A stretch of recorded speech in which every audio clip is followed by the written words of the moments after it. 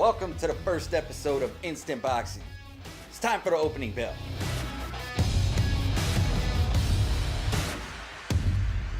This week's edition of the opening bell, you had Adrien Broner facing Adrian in a battle of the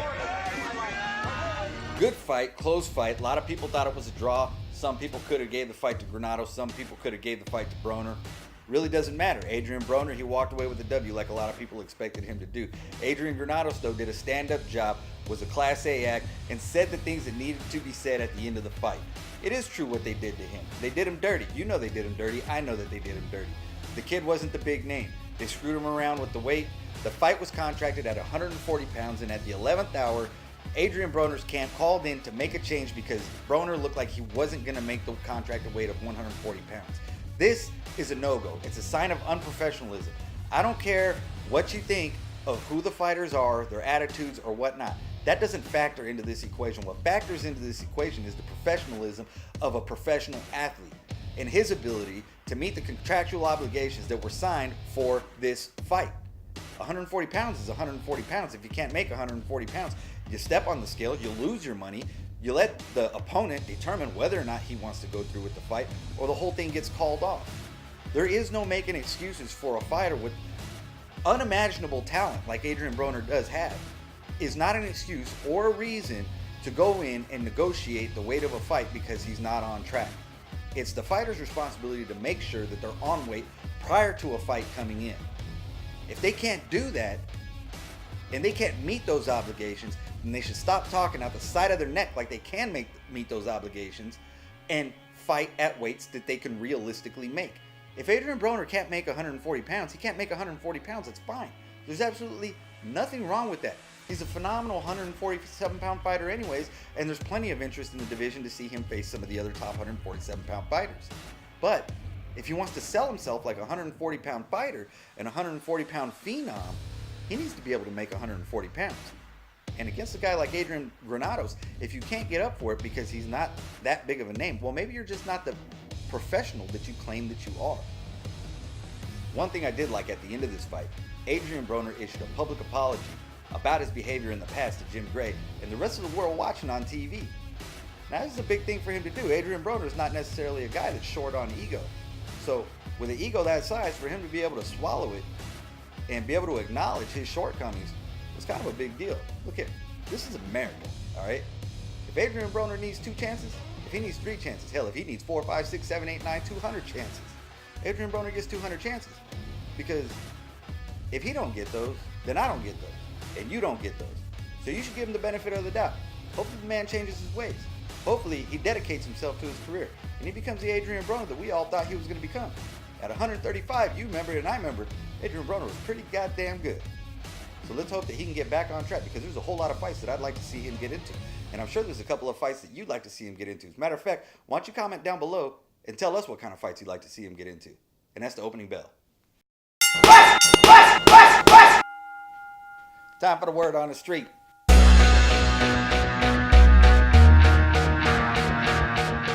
The word on the street says Canelo Chavez tickets went on sale Saturday, and you probably went and tried to get yourself a $75 one, but were unsuccessful. Then you turned around, you looked on StubHub because you wanted to see if they had one, and you saw that same $75 ticket selling for 800 bones. What the? 1,066% markup? That's what happens. That's what happens when promoters and third-party ticket vendors make side deals so that they can up the amount of profits that are coming in based off of bullshit-ass fights. I didn't want to see Canelo Chavez. You probably didn't want to see it neither. I'm just being forthright and honest. Don't get it twisted. I think it's interesting. It's kind of like a fucking circus or like a freak show, but it really isn't going to solve anything for me. The only thing it's really going to solve is that if Chavez miraculously wins this fight, it does a whole lot of damage to Canelo's career. But if Canelo wins, who gives a shit? Chavez's name ain't Triple G. InstantBoxing.com. Each week, Instant Boxing is going to put the spotlight on a different fighter. This week, we bring you 2 fighters from the Rock Gym in Carson, California, Oscar Valdez and Jesse Magdaleno. It's time for the spotlight.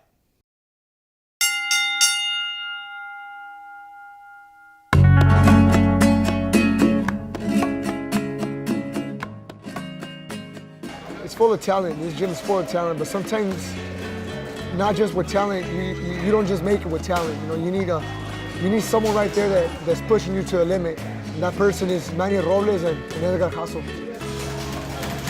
Like I said, man, if I could have met Manny when I first started my career, I would have been world champion a long time ago. You know, because he has a hard work ethic, and he's not only a trainer, he's a mentor, he's a great friend, and he's just an all-around great person. And that's what we need as fighters. Sometimes we can't go home and talk to the people that we want to talk to, or share our problems that we need to get off our shoulders sometimes. And Manny, you can sit down and talk to him about completely anything, and he'll give you his advice, and either you take it or you don't, but he's always going to be there and give you his hand.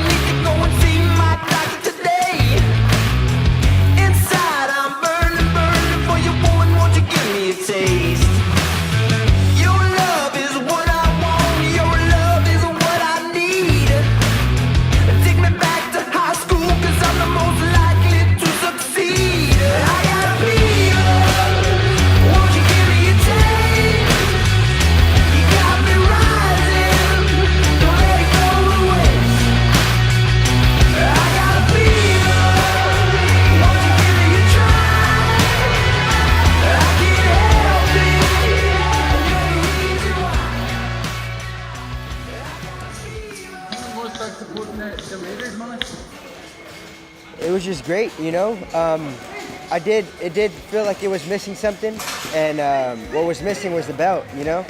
I didn't get it until maybe 4 weeks later, and then it felt complete. But after the fight, you know, and I was in the dressing room, I had that alone time by myself, and I was just like, man, like, I did it, you know. And then my brothers walked in, my dad walked in, and I just shed tears, you know. It was just an accomplishment that I've been wanting as a kid. So, you got some popularity behind you. Thank God. Everywhere you go, are you getting recognized? Yeah, you know, well, every now and then, you know, I do. I don't really go out that much, so I don't really get that attention here in the States. But I am starting to see a little bit more. And to be honest, I'm just living the dream. Because I dream about these moments. I dream about walking in the streets and someone mentioning my name and calling me a champ. And right now, I'm actually living it.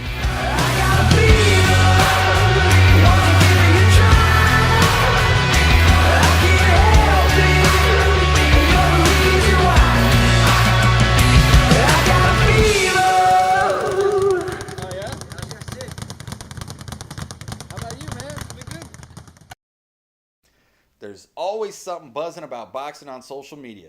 The Keyboard Cartel segment is not only brought to you by the man who keeps the bacon wrap hot dog carts in business in Los Angeles, he also once saved a chicharrone factory single-handedly from going up in flames.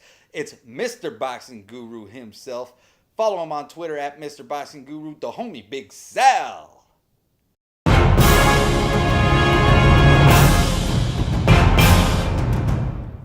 So Spotlight this week on Twitter is for Hollywood009. Apparently he's trolling Yusuf Mack. So Yusuf Mack took actions into his own hands, and what ended up happening is a official beatdown. Just because you could take it like Yusuf Mack doesn't mean you have to take it on Twitter.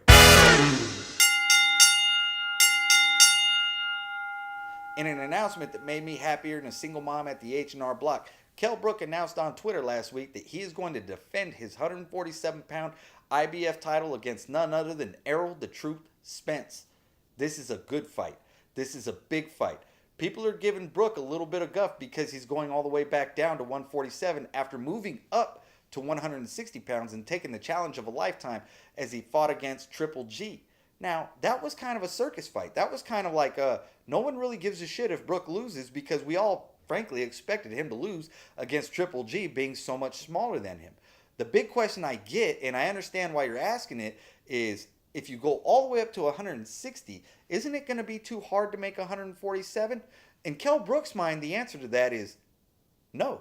I'm a professional. I'm a professional fighter. Not only am I a professional fighter, I'm a professional champion. That's what he's thinking. And this is my belt. You need to come take this belt off me. There ain't no easy road to my belt. So Kell Brook did the right thing, pulled his man card out his pocket, slapped it down on the table and said, you want this belt? Come get this belt. Ain't no easy fight for a vacant title championships on your path there, old Spence. You're going to have to go through the man to be the man. And so for that, respect.